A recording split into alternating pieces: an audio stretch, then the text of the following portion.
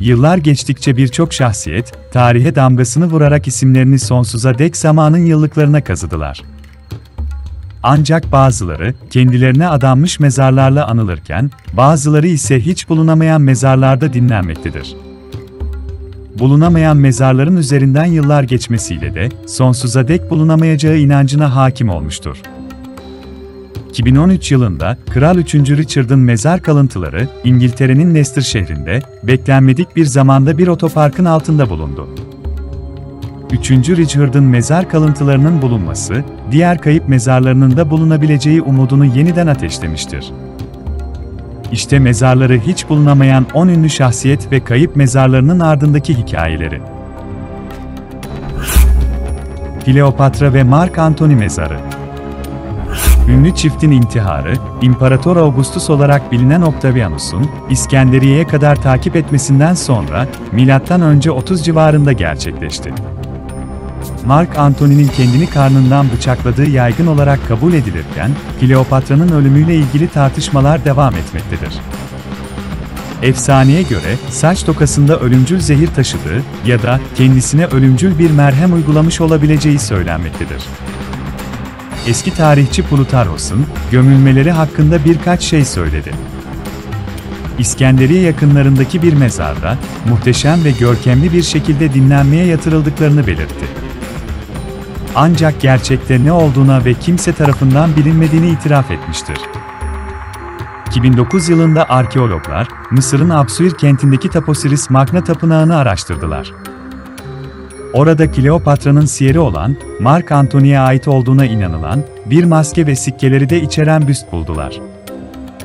Tüm bunlar çiftin bu yerden çok uzakta olmadığını gösteriyordu.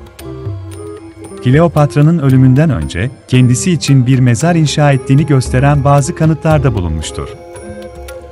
Bazıları ise mezarlarının okyanusun dibinde olduğuna ve yıllar içinde sualtı kazılarının yapılarak bulmaya çalışıldığına inanmaktadır. Büyük İskender'in mezarı.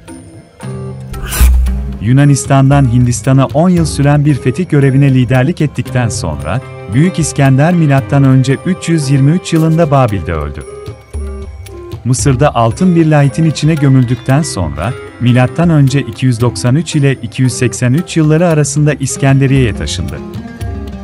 Askeri liderin mezarı, Sezar ve Augustus gibi Roma imparatorlarının ziyaret ettiği, neredeyse bir tanrı tapınağı gibi muamele gördü. Söylentiye göre, Kleopatra'nın Augustus'a karşı savaşını finanse etmek için, Julio Sezar tarafından altınları aldığı iddia edilmiştir.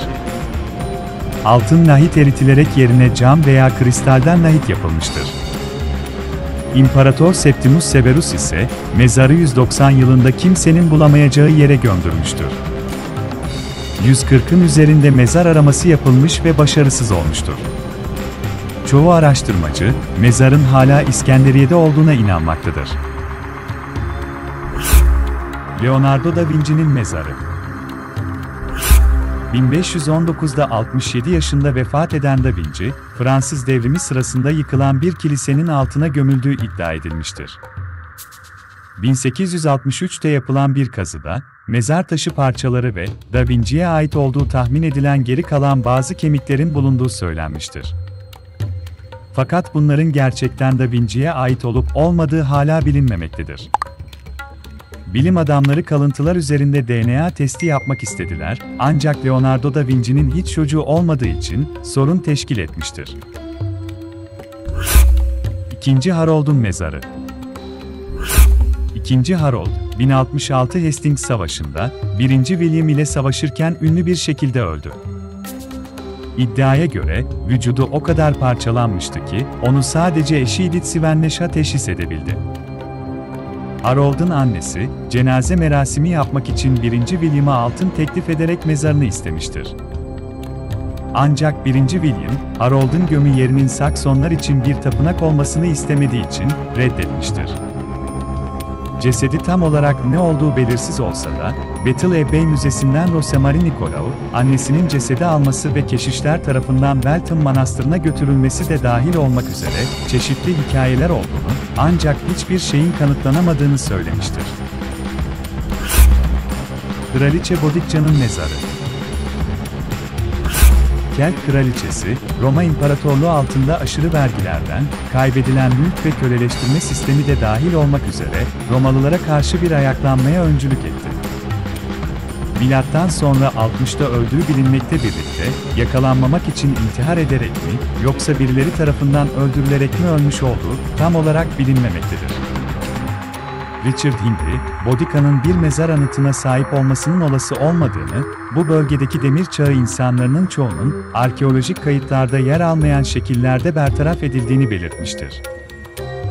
Londra'daki King's Cross istasyonunda, 10 numaralı platformun altına gömüldüğüne dair söylentiler vardır. Fakat burada ya da başka bir yerde mezarına dair hiçbir iz bulunamamıştır. Wolfgang Amadeus Mozart'ın mezarı. Bestecinin ölümünü çevreleyen her şey gizemlerle çevrilidir. 1791 yılında 35 yaşındayken, Viyana'da gizemli bir hastalıktan ölerek, Viyana'daki St. Mark mezarlığına gömüldü.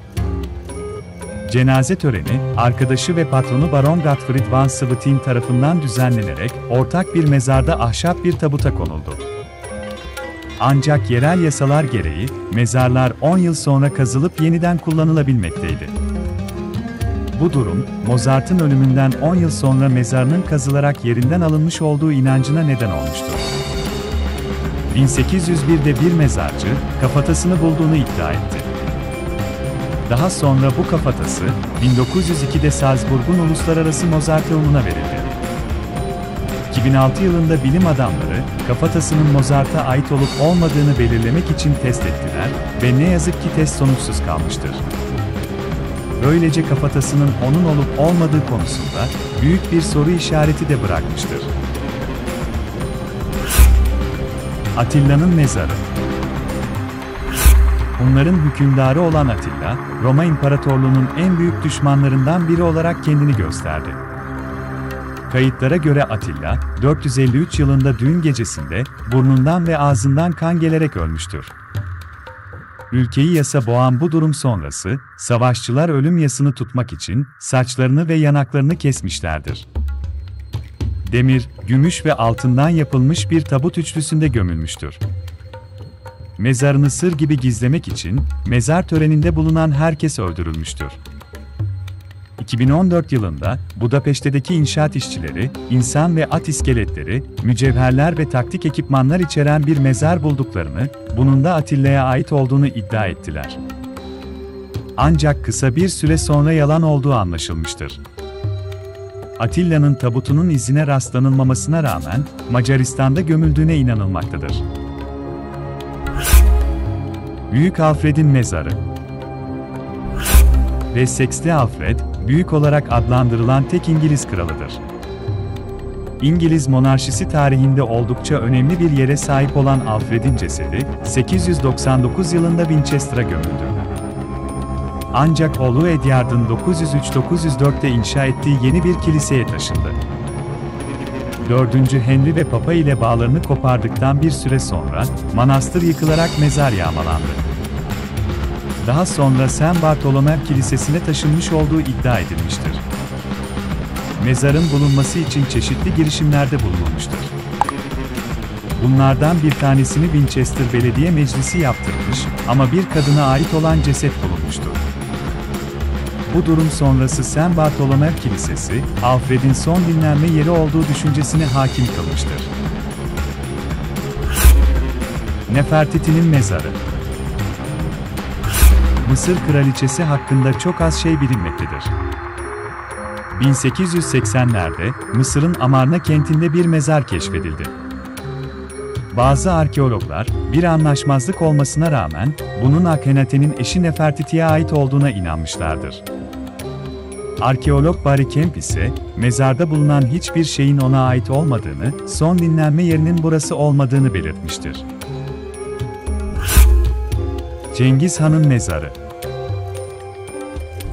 Cengiz Han'ın son istirahat yerinin henüz bulunamaması, Moğol liderinin iyi saklandığını göstermektedir. Çin ve Farsça kaynaklarda, Han'ın 1227'de Çin'deki bir kampanya sırasında öldürüldüğü, mezarının Moğolistan'a geri verildiği öne sürülmektedir. askerler Han'ın mezarını sır olarak saklama isteğini yerine getirmekten onur da duymuşlardır. Bunu, mezarının üzerindeki kumları 10.000 atla ezerek yapmışlardır. Ayrıca cenazeyi gören herkesi öldürmüşler, böylece kimse yerini açıklayamamıştır. Han'ın mezarının Moğolistan'daki Kentiti Sıra Dağları'na gömüldüğüne inanan birçok bilim adamı da vardır. Ayrıca, arkeologlar tarafından en çok aranan mezarlardan biri olmuştur.